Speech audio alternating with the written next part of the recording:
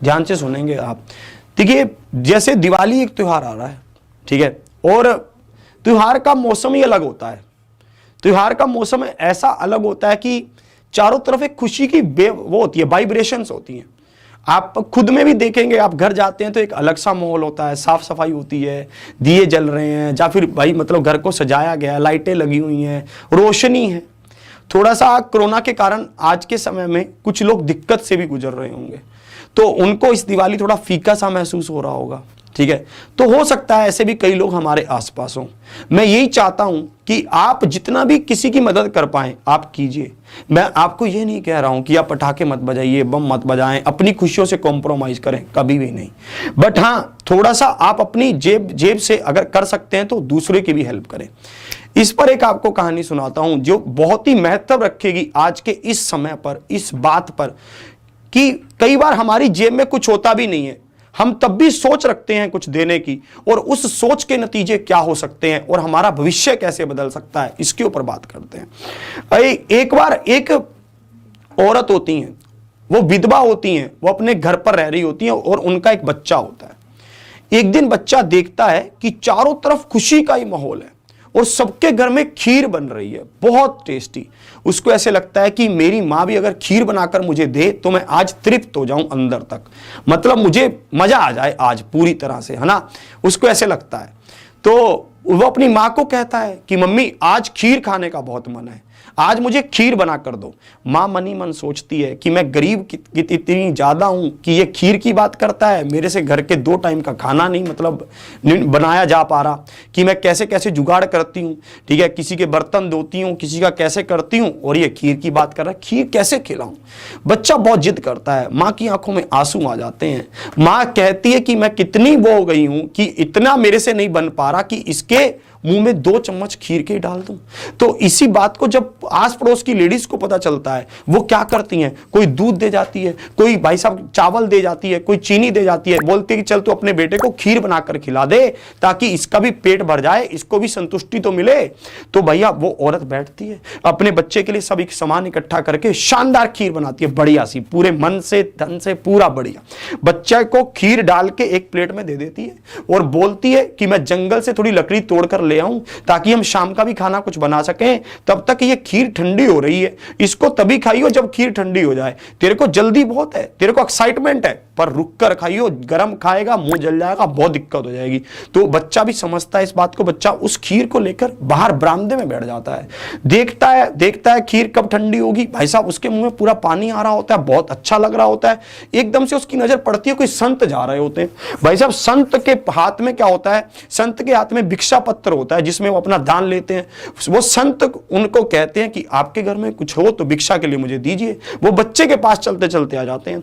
बच्चे के मन में एकदम से विचार आता है और बच्चा कहता है, देखिए संत साहब, मेरे पास एक प्लेट में खीर है, मैं पूरी खीर तो दूंगा नहीं, एक काम करते हैं आधी खीर आप ले लीजिए, आधी खीर मैं रख लेता हूं। बच्चा क्या करता है, चम्मच से उस खीर के बीच में एक लाइन मार देता है, बोलता है इतनी खीर मैं आपके पात्र में डाल देता हूं और आधी अपने पास रख लूंगा, है ना। ऐसा कर सकते हैं हम, क्योंकि खीर आपको भी चाहिए, बात बन जाती है भाई, दोनों में सेटिंग हो जाती है कि भाई ये बिल्कुल बात सही है। संत कहते हैं चलिए ठीक है, आपकी इच्छा है, जो आप देना चाहते हैं आप दीजिए।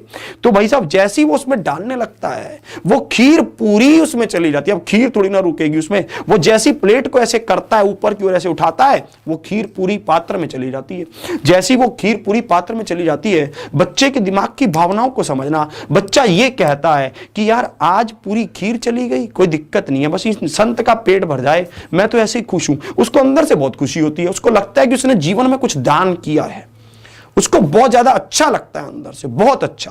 वो क्या करता है, प्लेट को चाटना स्टार्ट कर देता है, प्लेट को ही, मतलब क्योंकि खीर तो चली गई, अब जो प्लेट पर लगा रह गया उसी को चाटना शुरू कर देता है कि चलो भाई खीर तो गई गई, उसको कोई दुख नहीं होता, अंदर से बहुत शांति उसको होती है। और ऐसे ही जैसी मम्मी भी उसकी लौट आती है, जैसी माँ लौट कर आती है, वो देखती है कि भाई साहब, वो सोचती है कि बच्चे का पेट तो भर गया, बच्चे का मन नहीं भरा, अभी तक प्लेट भी चाट रहा है, खीर पूरी खा गया होगा, उन्होंने तो यही सोचा, और इतना मन इसका वो हुआ कि अब ये क्या कर रहा है, प्लेट तक को चाट दे रहा है।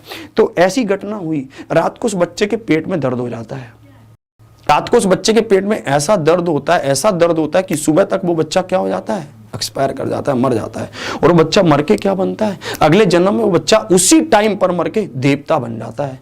क्यों बनता है वो? क्योंकि भाई साहब उसने क्या किया, वो खीर का जो दान उसने दिया उससे उसका जीवन बदल गया। कहां वो गरीबी का जीवन जी रहा था, अब वो क्या बन गया, देवता बन गया एकदम से। क्योंकि उसने बिना किसी मन में पाप रखे, चीजों का अभाव होते हुए भी दान करने की क्या रखी, मन में क्षमता रखी, मन में सोच रखी, और दान होने के बाद पछताया नहीं। ये सबसे बड़ी बात होती है। आप किसी को कोई चीज दे रहे हैं, फिर आप उसको देने के बाद ये सोच रहे हैं, अरे मैंने क्यों दिया यार, मैंने उसको 200 रुपए दे दिया, अगर 100 रुपए मैं रख लेता तो मैं 100 रुपए का कुछ और ले आता, 100 ही दे देता, काम तो 100 से भी चल जाता। ये सबसे बुरी बात होती है। दान देकर पछताना मतलब महापाप है, ये आप सोच लीजिए। और मैं आपको यही समझा देना चाहता हूं कि आपके आसपास ऐसे बहुत सारे लोग होंगे जिनके पास कुछ भी लेने के लिए पैसे नहीं होंगे। हो सकता है वो कुछ ना ले पा रहे हो, मिठाई, या फिर मान लो कि भाई साहब हो सकता है कि किसी बच्चे का मन हो कि यार मैं कुछ मीठा खाऊं, या फिर मान लो कुछ एक आधा पटाखा ही बजा लूं, दे देना यार उसे, आप भी उसको खुश कर देना। ठीक है, हो सकता है कि आप उसके लिए कुछ बढ़िया कर दें, वो आपके लिए ऐसी दुआ मांगे कि अगले साल तक हमारा ही काम हो जाए। ठीक है, तो मैं आपको यही समझा देना चाहता हूं कि बिल्कुल भी तरह से ऐसे मत करना कि सब कुछ मैं ही रखूंगा। ठीक है, इस दिवाली पर इसका थोड़ा सा पैगाम लेकर आइए, जो भी आपकी जेब से बन पाता है। और ये भी नहीं करना कि भैया घर गए मम्मी पापा 500 2000 दो, मुझे तो दान, ऐसे भी नहीं। जितना आपसे बन पा रहा है, जितना आपका मन माने, जितना आपके दिल से संतुष्टि से निकले, उतना जरूर कीजिए। यही आपके जीवन को बदलता है। दिवाली का त्योहार है, बढ़िया सब खुश रहें, सब तंदुरुस्त रहें, मस्त रहें, बिंदास रहें, जिंदाबाद रहें। यही हमारी क्या है, इच्छा है, यही हमारी सोच है। आशा करता हूं। और हाँ, एक बात और बता रहा हूं, यहां पर दिवाली के समय पर सब घर आते हैं वापिस। ठीक है, तो जब सब घर वापिस आएंगे तो किसी को भी नेगेटिविटी मत दे देना, यह सबसे बड़ा पाप होगा। नेगेटिविटी देना सबसे बड़ा पाप है। अगर किसी को आपने ये कहा कि तेरा सिलेक्शन नहीं होगा, जब मेरा होगा, जब ऐसा होगा, जब वैसा होगा, तो उसके पास गलत फंस गया, या ये हो गया वो हो गया, तो मुझसे बुरा कोई नहीं होगा। और इसी के साथ साथ जो ये हमारे आसपास पशु होते हैं, इनके साथ कोई छेड़खानी नहीं करेगा। कोई भी कहीं इनके आसपास जाके बम बजाना, इनको तंग करना सोते हुए को, ये हरकतें बिल्कुल गलत हैं। आपकी सोच को दर्शाती हैं। ये वो बेचारे मूक हैं, वो बोल नहीं सकते, तो इसका मतलब ये नहीं है कि उन्हें परेशान किया जाए। किसी भी तरह से नेगेटिविटी से बचें, पॉजिटिविटी फैलाएं, शांत रहें, बिल्कुल अच्छे से खुशियां फैलाने का काम कीजिए, ताकि रिवर्स में भी हमें क्या मिले, खुशियां मिले। आप किसी को एक देंगे, उसका 4 गुना आपको रिवर्स मिलेगा, ये मेरा पक्का वादा है। आप चाहे ट्राई करके देख लीजिए, और ज्यादा समय नहीं लगेगा उसको रिवर्स होने में। मैक्सिमम 1 साल और विदिन 6 मंथ आपको उसका 4 गुना वापिस मिलेगा, चाहे कैसे भी मिले। तो आशा करता हूं आप खुशियां ही बांटेंगे, क्योंकि आप अगर किसी को परेशान करेंगे तो फिर आपको परेशान होना पड़ेगा, और जो मैं कभी भी नहीं चाहता हूं, और आप भी नहीं चाहते, आपके पेरेंट्स भी नहीं चाहते हैं। खुशियां बांटे, खुशियां पाएं, तंदुरुस्त रहें, मस्त रहें। एग्जामपुर परिवार को शेयर कीजिए, लाइक कीजिए। अगर आपने अभी तक परिवार को सब्सक्राइब नहीं किया तो